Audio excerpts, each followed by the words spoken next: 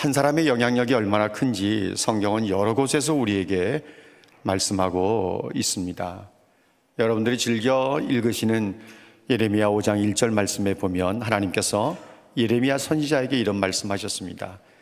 정의를 행하며 진리를 구하는 사람 한 사람이라도 찾으면 내가 이 성읍을 용서해 주겠다. 하나님께서는 이미 유다와 예루살렘을 바벨론에게 느부갓네살 왕에게 넘기기로 작정을 하셨는데, 그래도 이 하나님의 백성들이라고 하는 사람들에게 또 한 번의 기회를 주십니다. 그 기회는 뭔가 하면 정의를 행하며 진리를 구하는 사람을 이 예루살렘 성 가운데서 한 사람이라도 찾으면 내가 용서해 주겠다는 거죠. 한 사람이라도 찾으면 내가 너희를 바벨론에게 넘기지 않겠다, 이런 말씀이에요. 그런데 그 한 사람을 찾지 못했습니다. 하나님께서 아브라함을 생각하셔서 조카 롯의 가족을 소돔과 고모라 성에서 건져내셨습니다. 하나님께서 모세 한 사람을 생각하시고 그의 기도를 들으셔서 여러 번 히브리 민족을 죽이고 모세로 하여금 다시 시작하겠다고 생각하시는 하나님의 계획을 바꾸셨습니다. 모세 한 사람의 눈물의 기도를 들으시고 하나님의 진노를 포기하시고 생각을 바꾸시고 또 바꾸셨습니다. 오늘 성경에도 그런 내용이 기록되어 있는데, 하나님께서 다윗 한 사람 때문에 다윗을 위하여 그 후손들에게 분을 쏟지 않으시고 또 용서하시고 또 자비를 베푸시는 모습을 우리가 보게 됩니다. 주전 930년에 지금으로부터 약 2900여 년 전에 이스라엘이라고 하는 나라가 남과 북으로 나뉘어져서 북이스라엘은 여로보암이 초대 왕이 되고 남유다는 르호보암이 초대 왕이 돼서 그 아들 여로보암의 아들 나답, 르호보암의 아들 아비야까지 왕위가 쭉 이어져 가는데, 북이스라엘도 그렇고 남유다도 그렇고 하나님 중심의 삶을 살아내지를 못했습니다. 다 세상 사람들처럼 그렇게 살았습니다. 하나님 말씀에 순종하지도 않고 하나님 말씀에 따르지도 않고 하나님 말씀을 마음에 두지도 않고 하나님을 제대로 섬기지 않는 삶을 이스라엘도 그렇게 살았고 유다도 그렇게 살아왔습니다. 그래서 북이스라엘과 남유다 사이에 전쟁이 계속됐어요. 여로보암과 르호보암이 사는 날 동안 계속 전쟁을 치렀습니다. 르호보암의 아들 아비야가 왕이 되었을 때 또 북이스라엘 여로보암과 또 전쟁을 치렀습니다. 우리가 지난주에 함께 나눴던 이 역대하 13장에 있는 말씀에 보면 아비야와 여로보암 사이에 전쟁을 치르는데 남유다는 40만의 군사들이 있었고 북이스라엘은 80만의 큰 용사들이 있었는데, 이건 누가 보더라도 군대 숫자로 볼 때는 이 전쟁의 승리는 북이스라엘의 몫입니다. 더구나 여로보암은 이 부분에 아주 전략가이기도 하고, 그런데 하나님께서 아비야 군대에 유다 군대의 손을 들어주셨습니다.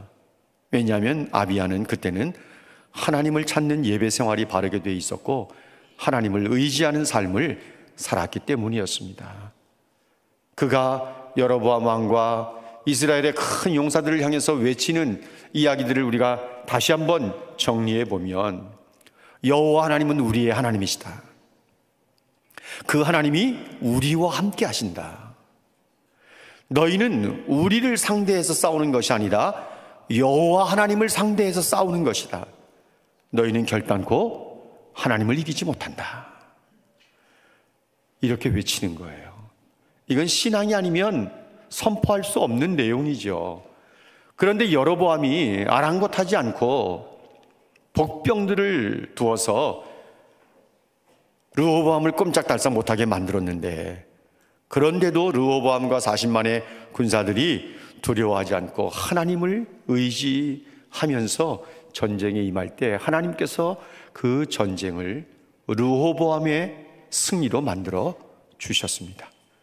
여로보암과 80만의 큰 용사들을 유다의 군대의 손에 넘기셔서 그 전쟁에서 큰 승리를 거두고 여러 성읍을 빼앗고, 대표적인 성읍으로는 금송아지 우상을 만들어 두고 산당을 세워두었던 베델, 하나님의 집이라고 하는 뜻을 가진 베델이라고 하는 성읍을 빼앗아 버리고 말았습니다. 큰 승리를 거두게 된 것이죠. 르호보암의 아들 아비야가 하나님 앞에 예배 생활을 하면서 하나님을 의지해 왔던 그의 삶의 터닝 포인트는 점점 강성해질 때 일어났습니다. 여러분, 오늘 우리가 읽은 역대하 13장 21절 말씀 보면 점점 강성함에, 아비야가 점점 강성해질 때에 아내 14을 거두면서 22명의 아들과 16명의 딸을 두었다고 말합니다. 여러분, 화면에 있는 내용을 좀 주목해 보세요. 아비야가 점점 강성해질 때 아내 14명을 통해서 22명의 아들과 16명의 딸을 두었다고 말합니다. 그러니까 아비야가 하나님을 예배하면서 하나님 의지하며 이 전쟁을 승리로 이끌어낸 다음에 역대기 기자가 어떤 평을 내리는가 하면, 아비야가 점점 강성해질 때 그 가정도 든든하게 세워져 갔다, 이것을 지금 말하고 싶은 거예요.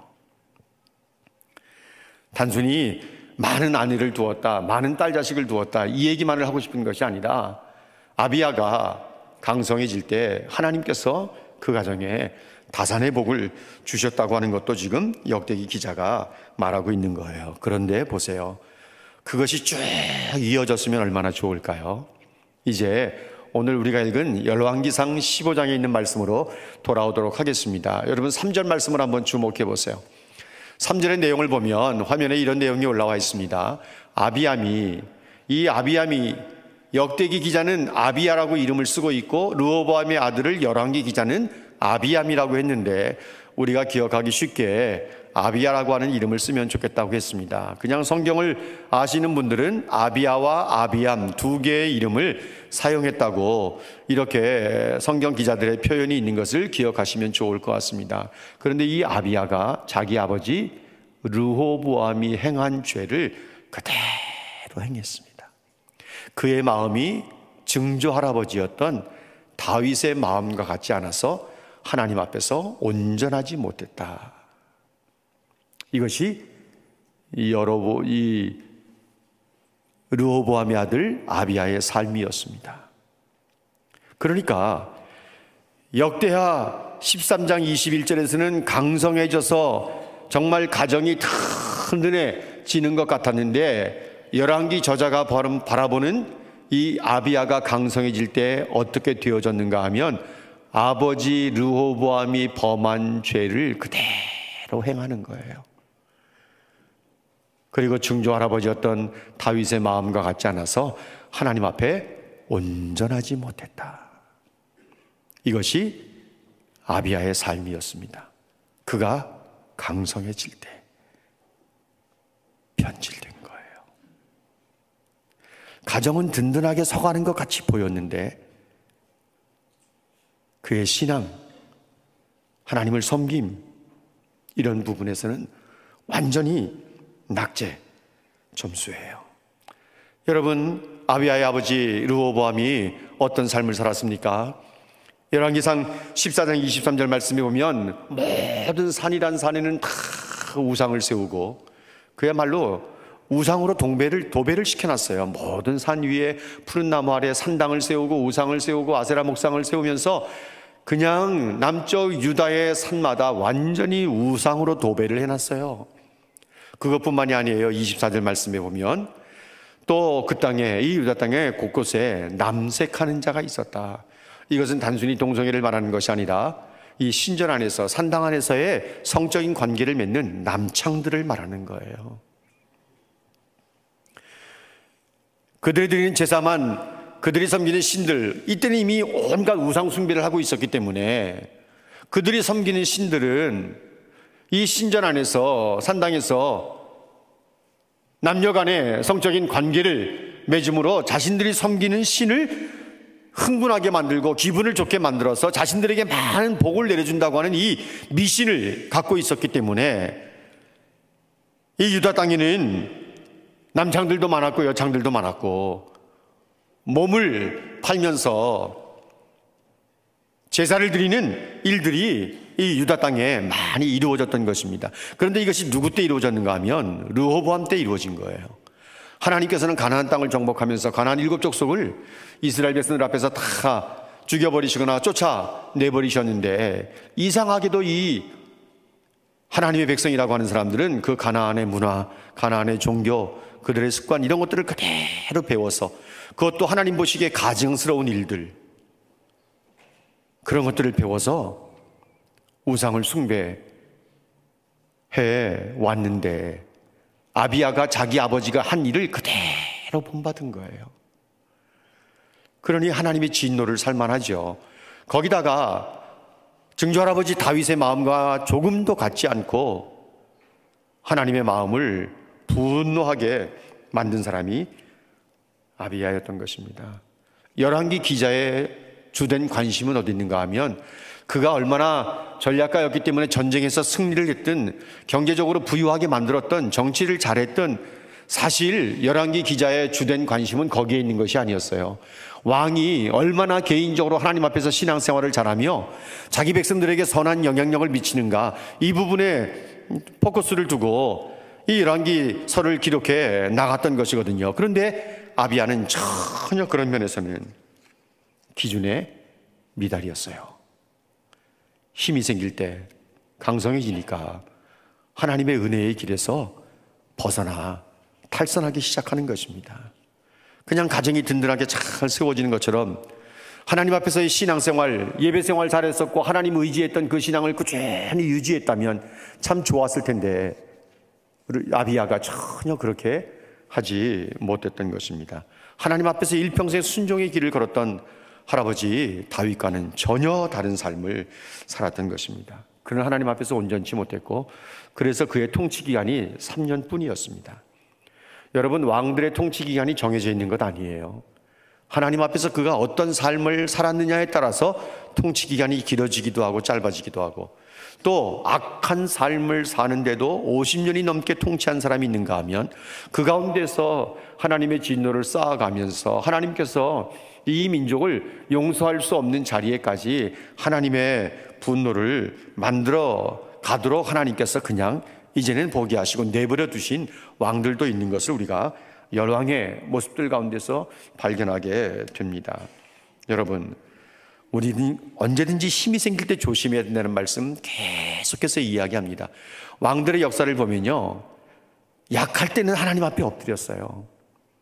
힘만 생기고 강성해지면 99%는 다 교만으로 갔어요.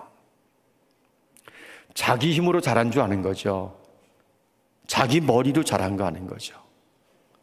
하나님의 은혜인데 이걸 모르는 거예요. 그러니까 다 교만으로 빠져가는 거예요. 왜 성경이 이런 모습을 계속해서 반복해서 보여주고 있는가? 반복해서 보여줘도 왕들이나 백성들이 깨닫지를 못하는 거예요. 계속 반복해서 똑같은 죄를 짓는 거예요. 여러분, 이것은 우리가 남과 북의 역사를 봐도 알 수 있어요. 북이스라엘의 역사를 보면요, 남유다의 역사보다 더해요. 여로보암이 금송아지 우상을 만들면서 하나님 앞에 그 북이스라엘을 완전히 우상을 숭배하는 나라로 만들어갈 때 그 아들 나답이 왕이 됐을 때 2년밖에는 통치를 못했어요. 반역으로 인해서 목숨을 잃었어요. 바하사의 아들 벨라도 2년밖에는 통치를 못했어요. 반역이 일어나서 목숨을 잃었어요.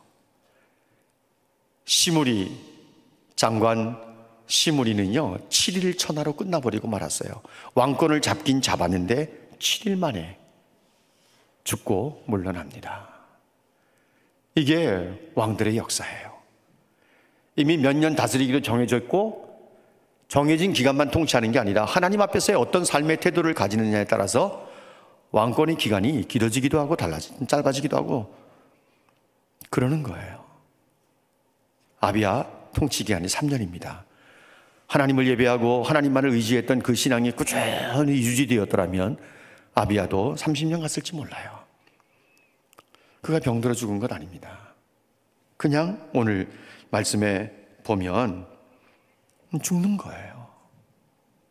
그리고 그 아들 아사가 왕권을 이어받게 되는 거죠. 여러분, 우리가 잘 될 때 늘 기억하고 불러야 할 찬양이 내 삶에 당연한 건 하나도 없어요. 다 은혜예요, 은혜. 언제나 하나님의 은혜임을 고백하면서 살아가는 사람들이 될 수 있기를 바랍니다. 여러분, 우리가 하나님 앞에서 많은 죄를 범함에도 불구하고 하나님께서는 하나님의 백성들과 맺은 언약을 신실하게 잘 지켜나가세요. 이것이 오늘 우리가 나누고자 하는 말씀의 포인트예요. 사실 이 말씀이 얼마나 우리에게 도전을 주는지 모릅니다. 아비야의 통치 기간 3년이라고 말씀드렸어요. 3년 정해져 있는 것이 아니라 그 통치를 보면서 하나님께서 임기를 줄이시는 거예요. 우리가 하나님 앞에 온전하지 못하면 날이 길지 못합니다. 여러분, 하나님은 자기에게 충성하는 자를 든든히 세워가시고 그를 축복의 통로로 세우셔서 그로 하여금 아름다운 일들을 많이 하게 하십니다. 물질의 복을 받아 누리는 것도 특별한 이유가 없으면 동일한 관점에서 우리가 바라볼 수 있습니다. 하나님께서 우리에게 맡겨주신 직분이나 사명을 잘 감당하는 그것은 바로 우리가 축복의 통로로 쓰임받는 길이 되기도 합니다. 우리가 직분을 받아서 어떤 사명을 감당한다는 것은 다시 오실 우리 주님을 영접하는 그 기간이기도 하고 내세를 위한 우리의 삶의 준비 기간이기도 합니다.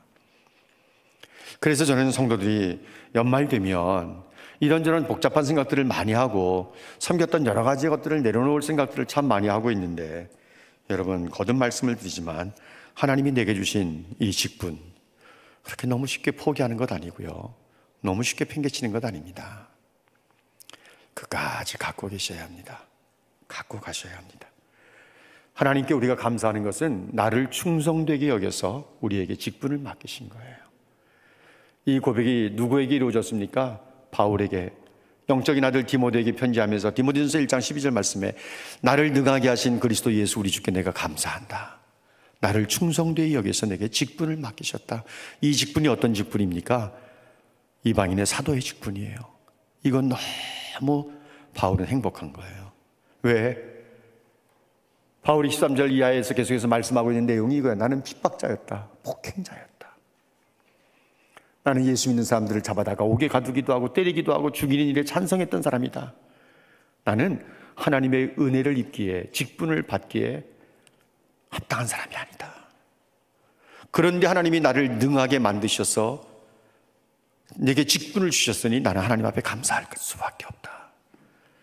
그러면서 그가 고백하는 내용이 뭡니까? 밀레도에서 에베소 교회 장로들과 만나는 그 만남의 자리에서 사도행전 20장 24절 말씀에 보면 나의 달려갈 길과 주 예수께 받은 사명 곧 하나님의 은혜의 복음을 증언하는 일을 마치자 하면 나의 생명조차 조금 더 귀하게 여기지 않는다. 저는 모든 직분단들의 마음속에 가져야 할 생각이 이 생각이라고 믿어요. 우리는 아직 완주하지 않았습니다. 완주하지 않았어요. 달려갈 길이 남아 있습니다. 주님께 받은 사명도 있습니다. 그 사명 감당하고 그 직분 감당할 때 생명조차 아끼지 않을 수 있어야 돼요. 여러분의 감정은 좀 죽이세요. 여러분의 마음이 사역하다가 상할 수도 있어요. 그래도 그냥 죽이세요. 성도들에게 부탁하고 싶은 것은 주일학교 부장선생님들 그리고 기관장들 모든 리더십을 가지고 있는 헤드그룹들에게 꼭 권고하고 부탁드리고 싶은 것은 언제나 여러분들이 교회를 바라볼 때는 교회 전체를 볼 수 있어야 돼요. 항상 나무를 보지 마시고 어느 한 부서, 어느 한 기관, 어느 누구 사람을 보거나 나무를 보지 마시고 교회 전체 모습을 보세요. 항상 전체가 다 눈에 들어올 수 있어야 돼요. 하나님께서 우리에 대해서 좀 참으시고 인내하시는 것처럼 여러분들도 이 직분 감당해낼 때 그 직분이 무엇이 되었든, 주일학교 교사가 되었든, 찬양대가 되었든, 가장 조모가 되었든, 여러 위원회의 직분이 되었든 간에 잘 참으시면서, 관용하시면서, 바울이 그런 고백을 하지 않습니까? 모든 사람에게 관용을 베풀라. 왜냐하면 주께서 오실 날이 가까이 왔다. 얼마 안 남았어요. 다 우리 함께 천국 갈 사람들이에요. 그 좀 보는 시야를 좀 넓게 펴시고 교회 전체를 바라보시면서, 어느 한 주일학교 부서가 잘 되고 어느 한 주일학교 부서는 굉장히 힘들어하면 여러분, 그거 교회 부흥 아니에요. 교회는 함께 다 성장해야 되고, 신앙도 개개인이, 성도들 개개인이 함께 다 성장해 갈 수 있어야 돼요. 전체를 보십시오. 전체를 보세요. 여러분, 목회하면서 가장 속 터질 사람은 누구일까? 속이 몇 번 터지는지 몰라요. 그래도 나도 아직 내가 완주한 게 아니니까 인내하면서 가는 거예요. 여러분, 조금만 참으세요. 그리고 기다리세요. 아니, 기다려 주셔야 돼요. 왜? 하나님이 우리를 기다리셔서 지금 사람 만들어 놓으셨거든. 누군가에 대해서는 여러분들이 넓은 마음을 가지시고 기다리셔야 돼요.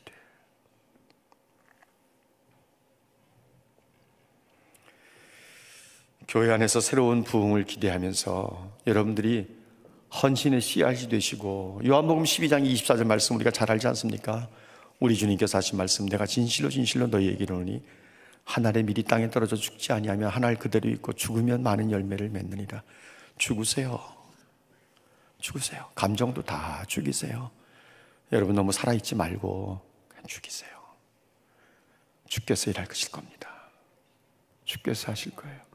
조금만 기다리시면 됩니다. 한 해 넘기시면 내년에 어떤 역사가 일어날지 아무도 몰라요.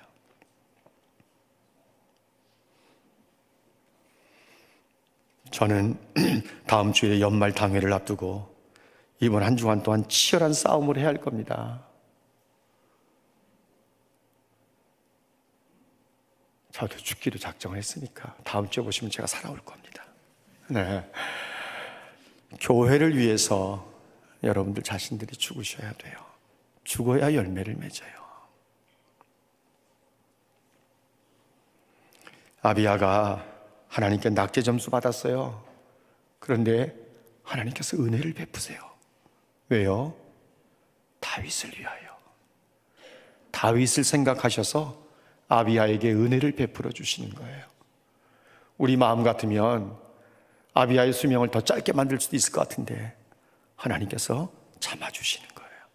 그리고 다윗을 위하여, 다윗 때문에 참아주시는 거예요. 4절 말씀 같이 한번 읽어볼까요? 4절 말씀 다 같이 읽겠습니다. 시작. 그의 하나님 여호와께서 다윗을 위하여 예루살렘에서 그에게 등불을 주시되 그의 아들을 세워 뒤를 잇게 하사 예루살렘을 견고하게 하셨으니.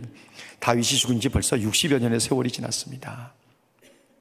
그런데 다윗의 그림자는 아비야, 자기 증손자인 아비야의 이 어둠까지도 덮어주는 그늘이 되고요, 두고두고 유다의 역사에 새로운 하나님의 은혜가 부어지게 만들어 주게 됩니다. 다윗 한 사람의 삶이 두고두고 350년 유다의 역사 가운데 하나님의 은혜가 부어지게 만들어 주는 거예요. 아비야는 용서받을 수 없을 정도로 우상을 숭배했어요. 그럼에도 불구하고 하나님께서는 그에게 등불을 주셨다. 오늘 이렇게 말합니다. 여러분, 4절 말씀에 보면 예루살렘, 다윗을 위하여 예루살렘에서 그에게 등불을 주셨다. 등불을 주셨다는 것은 후손을 말하는 거예요. 후손. 아비야의 후손이 누굽니까? 8절에 있는 말씀 보면 아사예요. 아사는요, 선한 왕이었어요. 나라를 잘 다스렸습니다. 그런데 아사야도 나라가 강해질 때요, 교만해져요. 참 역사를 보면 정말 우리들로 하여금 정신을 차리게 만들어주는 내용이 너무너무 많은 거예요. 그런데도 아비야에게 등불을 주셔서 아사가 후대를 잇게 만들고 그리고 왕의 자리에 올라서 나라를 든든하게 만들어 가는 것입니다. 예루살렘을 견고하게 하셨다고 말씀하고 있지 않습니까? 사실 하나님께서는 유다 왕들에게 계속해서 은혜를 베풀어 주시지만 유다 왕들이 하나님 앞에 자격이 있었기 때문이 아니에요. 유다 왕들이 하나님 앞에서 잘했기 때문이 아니에요. 오로지 한 가지 때문이에요. 누구 때문에요? 다윗 때문에. 누구 때문에요? 다윗 때문에. 다윗 때문에 유다의 왕사가 350년을 이어지는 거예요. 여러 차례 유다 왕들에게 하나님께서 분노하시고 엎으실 계획도 가지셨지만 번번이 다윗을 생각하시면서 마음과 생각을 바꾸셨답니다. 마음과 생각을 바꿨어요. 우리가 주목해야 될 것은요, 남과 북의 역사가 매우 다르게 진행이 돼요. 여러분, 르호보암과 여로보암이 남과 북의 왕으로 존재하고 그 아들 나답과 아비아가 왕이 돼서 나라가 이어져 가는데요, 북이스라엘은요 200년 동안에 9왕조가 바뀌고요 19명의 왕이 교체를 합니다. 남유다는요 350년 동안 왕조가 이루어지는데 다윗 왕조 한 왕조예요. 북이스라엘은요 9왕조예요. 계속 반역, 혁명, 그야말로 계속 피 흘림이었어요. 그러면 남유다가 특별히 하나님을 잘 섬겼기 때문인가? 아니요. 우리가 성경을 보지 않습니까? 북이스라엘이나 남유다나 크게 차이가 없었어요. 그런데 남유다의 왕조에 350년 동안, 북이스라엘보다도 약 150년 동안 더 왕조가 길게 나가면서도 왕조는 다윗 왕조 한 왕조뿐이었어요. 그것은 누구 때문인가 하면 다윗 때문이었답니다. 하나님께서 다윗과 맺은 언약 때문에. 다윗이 그 마음속에 하나님의 성전을 건축하고 싶은 마음이 있어서 나단에게 이야기할 때 하나님께서 허락하진 않으셨지만 다윗이 그런 선한 마음을 품은 것에 대해서 얼마나 예쁘게 보셨는지 몰라요. 그러면서 사무엘하 7장에 있는 사무엘, 이제 우리가 내용을 잠깐 볼까요? 사무엘하 7장 14절, 15절, 16절에 있는 말씀을 보면 하나님께서 다윗에게 나단을 통해서 뭐라고 말씀하시는가 하면 나는 그에게 아버지가 되고 그는 내게 아들이 된다. 그가 만일 죄를 범하면 내가 사람의 매와 인생의 채찍으로 징계하겠지만 15절 말씀, 사울에게서 왕권을 빼앗은 것처럼 내 자식들에게서는 왕권을 빼앗지는 않겠다. 16절 말씀, 내 집과 내 나라가 내 앞에서 영원히 보존되고 네 왕위가 영원히 견고하리라. 하나님께서 다윗과 맺은 이 언약을 하나님이 지키시기 위해서 다윗을 생각하셔서 유다 왕조에 계속해서 은혜를 베풀어 주시는 거예요.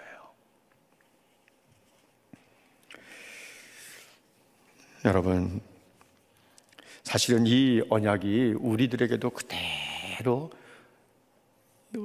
영적인 흐름이 있어요. 효력이 있어요. 무슨 이야기인가 하면 우리가 하나님 앞에 때로는 불순종하고 말씀대로 살지 못해도 예수를 믿어서 우리에게 주신 구원을 취소하거나 거두시거나 우리를 포기하거나 버리시는 적이 없다는 거예요. 우리 주님 다시 오시는 그날까지 하나님께서 우리를 붙잡고 가실 것입니다. 사랑하는 여러분, 다윗이라고 왜 인생에 오점이 없겠습니까? 세상에 인생에 오점이 없는 사람이 어디 있어요? 오늘 본문의 5절 말씀에 보면 다윗이, 하나님께서 다윗을 생각하셔서 그 유다 왕조에 그렇게 은혜를 베푸시는 것은 햇사람 우리아의 일 외에는 평생의 여호와 보시기에 정직하게 행하고 자기에게 명령하신 모든 일을 어기지 아니하였기 때문이다, 이렇게 말합니다. 그런데 여러분, 열왕기 저자가 이 편을 이렇게 단순하게 기록하고 있지만 사실 이것은 어마어마무시한 죄악이에요. 남의 아내를 빼앗았어요. 왕이라는 힘으로 밧세바를 자기 아내로 취했어요.